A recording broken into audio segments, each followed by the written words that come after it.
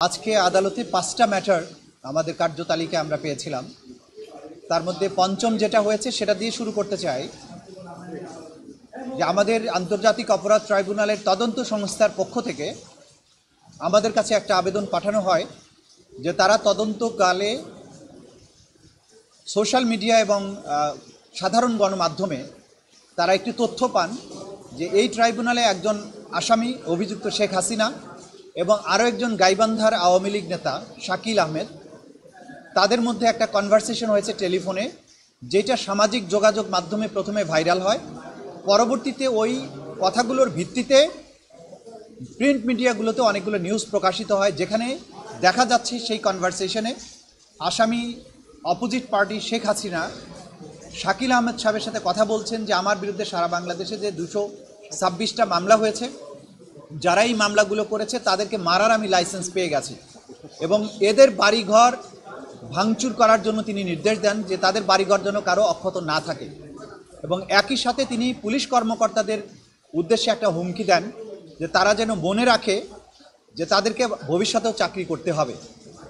এই কথোপকথনের মাধ্যমে এইটা তদন্ত সংস্থার কাছে সুস্পষ্ট হয়েছে যে এই দুজন অপোজিট পার্টি অর্থাৎ আসামি শেখ হাসিনা এবং শাকিল আহমেদ তাদের কথোপকথনের মাধ্যমে আন্তর্জাতিক অপরাধ ট্রাইব্যুনালে চলমান যে বিচার প্রক্রিয়া তার সাক্ষীদেরকে ভয়ভীতি দেখিয়েছেন, বিচার প্রক্রিয়াকে বাধাগ্রস্ত করার চেষ্টা করেছেন এবং এইখানে যে মামলাগুলো রয়েছে সেগুলোকে প্রেজুডিস করার চেষ্টা করেছেন।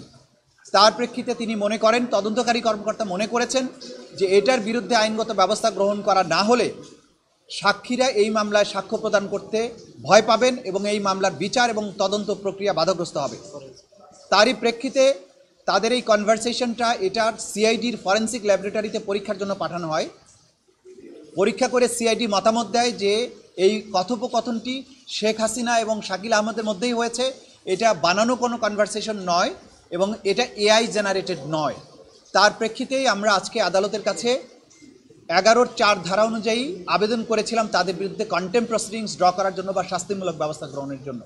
আদালত আমাদেরকে এটা শুনেছেন, শোনার পরে এই দুজনের বিরুদ্ধে অর্থাৎ শেখ হাসিনা এবং শাকিল আহমেদের বিরুদ্ধে 11(4) ধারা অনুযায়ী কন্টেম্পটের নোটিশ ইস্যু করেছেন।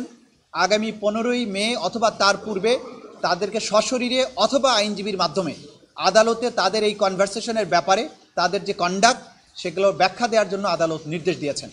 15 তারিখে এই বিষয়ে পরবর্তী আদেশের জন্য দিন ধার্য আছে।